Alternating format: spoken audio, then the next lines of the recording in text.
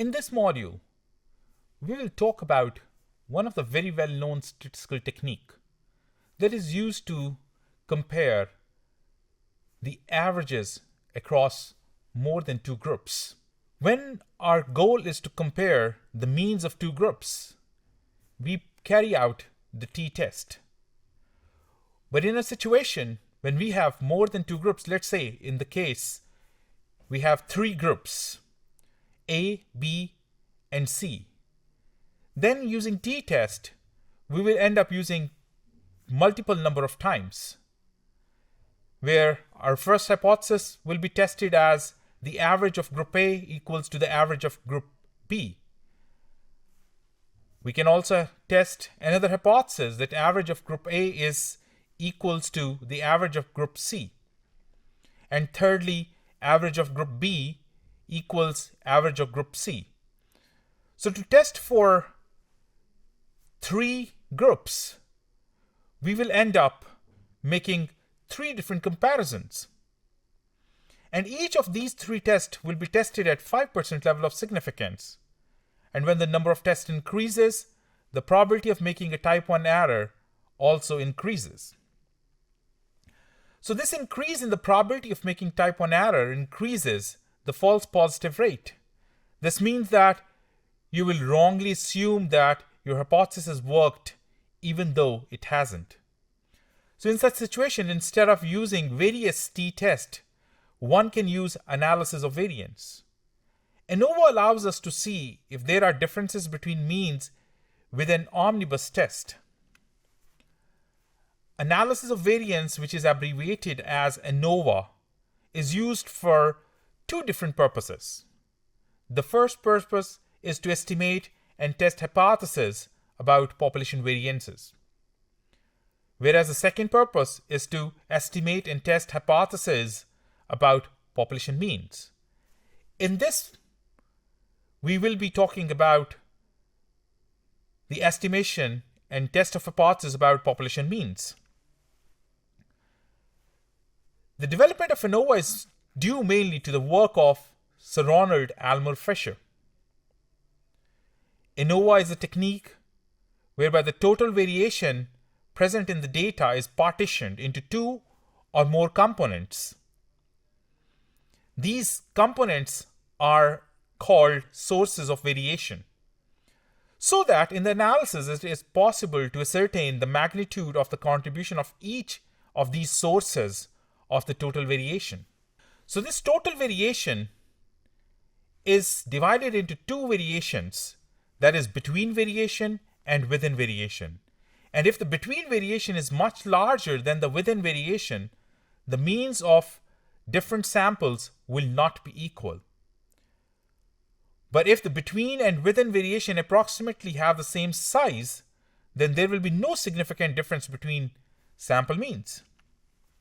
Let's visualize this logic behind the ANOVA, where we will be talking about three different scenarios. In scenario A, the three populations each has normal distribution and population means were 60 for sample 1, 65 for sample 2, and 70 for sample 3 respectively. Whereas these population standard deviations were equal to 1.5, which can clearly be seen in scenario A picture on the left side. So samples from three populations whose means are different, their variability within each population is small, and difference between sample means more readily seen. In that case, the F statistics that we use in ANOVA to make these comparison of variation would be somewhat big in that case, which will lead towards the rejection of the null hypothesis. Whereas in the scenario B, the three populations each has a normal distribution and the population means were again 60, 65, and 70 respectively, whereas the population standard deviations were all equal to 3, 3, and 3. So here These three samples means are different. Variability within each population is larger, and difference between sample means not readily seen, but F statistics will be smaller. In that case, having a smaller F statistics will likely lead towards non-rejection of the null hypothesis. In the scenario C, 3 independent random samples each has a normal distribution and population means were same for all, that is 65, whereas the population standard deviations were all equal to 1.5. So the population means are indeed all equal, and due to the very small F statistics, the null hypothesis tested in one-way ANOVA is true, which leads to that the means are all equal in all three groups. Let's further talk about the types of ANOVA. ANOVA are of various different types, but here our focus will be on one-way ANOVA, two-way ANOVA, and then there are more, we call them multi-way ANOVA. Here in this lecture, our focus is on one-way ANOVA. It's a parametric test that compares the means of two or more independent groups in order to determine whether there is statistical evidence that associated population means are significantly different. This is a technique in which only one source of variation or factor is investigated. Let's look at the layout where we have K groups. Here they are being referred as treatments. For each group we have n number of values, where n1 represents the number of values in the first group, n2 represents the number of observations in the second group, and likewise nk represents the number of observations in the kth group. T's are the totals, x bars are the means for each group. Here our concern is only looking at one factor. This is something very important to know, that in ANOVA our response variable or our dependent variable is a quantitative continuous variable that follows the normal probability distribution, whereas our independent variable is a factor variable. ANOVA is a technique where our basic interest is in knowing that whether our dependent variable, values of our dependent variables are different across different factor levels. So our focus is more towards the factor levels. Hence, the one-way ANOVA model can be written as xij equals mu plus tau j plus epsilon ij. So the terms in this model are defined as mu represents the mean of all the k population means and is called grand mean. Tau j represents the difference between the mean of jth population and the grand mean, whereas eij represents the amount by which an individual measurement differs from the mean of the population to which it belongs and is called the error term. ANOVA model comes with certain assumptions, where the k sets of observed data constitutes k independent random samples from the respective population. So this first assumption is called an independence assumption. The second assumption says that each of the populations from which the samples come is normally distributed with mean mu j and variance sigma j square. The second assumption is called normality assumption. Each of the population has the same variance, that is sigma 1 square equals to sigma 2 square, all the way goes to sigma k square equals to sigma square. The third assumption says that each of the population has the same variance, that is sigma 1 square equals to sigma 2 square, and all equals to sigma k square, that is equals to sigma square, which is the common variance. This assumption is called homogeneity of variance assumption. The fourth assumption says that the tau j are unknown constants and sum tau j equals to 0, since the sum of all the deviations of the mu j from their mean mu is 0. The errors have the mean of 0, and eij have a variance equals to the variance of the xij. Since the eij and xij differ only by a constant, that is the error variance is equal to sigma square, the common variance specified in assumption C. And the last one says that eij's are normally and independently distributed. Hypothesis for ANOVA. So in one-way ANOVA, we want to compare k population means, where k is more than 2. So therefore, the null hypothesis for the analysis of k population mean is stated as h naught, where mu1 equals to mu2 all the way up to mu k. So, whereas the alternative hypothesis, however, cannot be set up similarly to the 2 sample case, because if we wanted to see if 2 population means are different, the alternative hypothesis would be HA, that mu1 is not equals to mu2. But with more than 2 groups, the research question is, are some of the means different?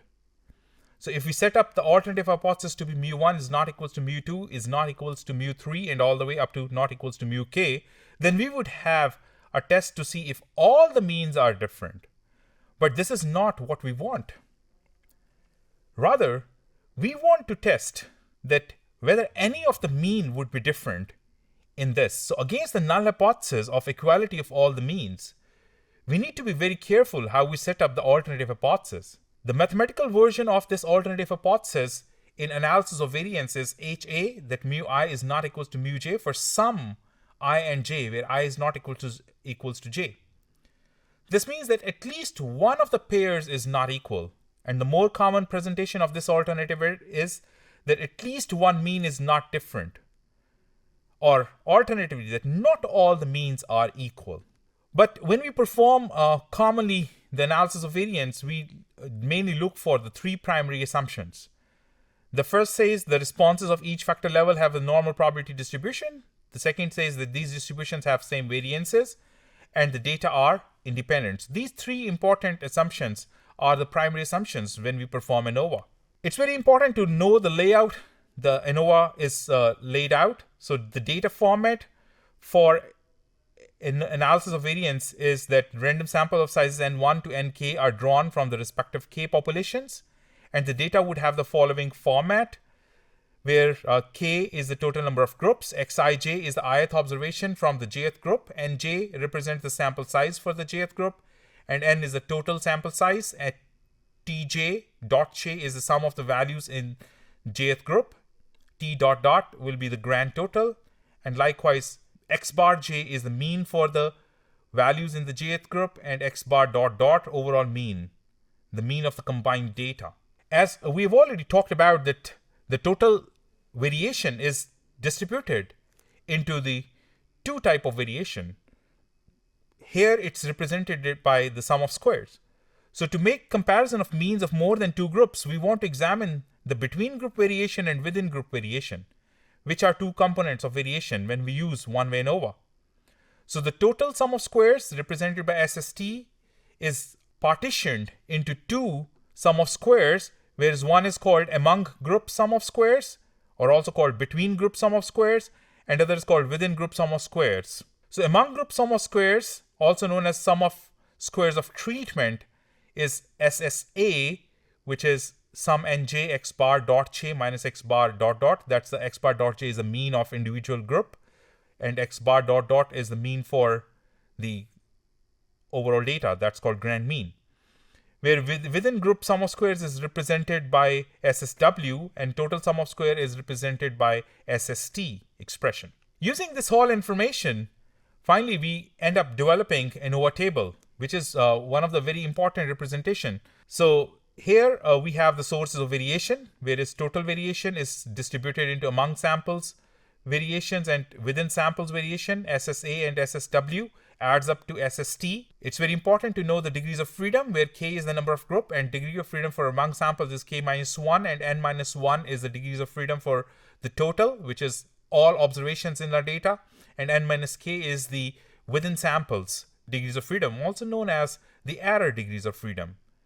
So we'll calculate the mean squares, which are obtained by dividing the sum of squares with their degrees of freedom. So MSA is the mean square from among samples, and MSW is mean square within samples. And we eventually get the variance ratio, which is MSA over MSW, which follows the F probability distribution. So the process of analysis of variance is that firstly we state the null hypothesis, and then we state the level of significance alpha to be 0.05. And here we can clearly see in the diagrams that when population H0 is true, then how our distributions may look like. But when in the populations, when H0 is not true, but other assumptions for ANOVA are fulfilled, the populations will be distributed as having same standard deviations but different means. And third step is to state the test statistics, which is F ratio or the variance ratio, VR, which is mean square among over mean square within. While we do calculations, we set up the ANOVA table, and ANOVA table help us to get the variance ratio, which is F, and we use this information to make our decision. So our decision rule is to reject H0 if p-value is less than or equals to alpha, or reject H0 if the computed value of F test, that is obtained as a variance ratio, is equal or greater than the critical value of F that is chosen for specific alpha values. And finally, we state the conclusion.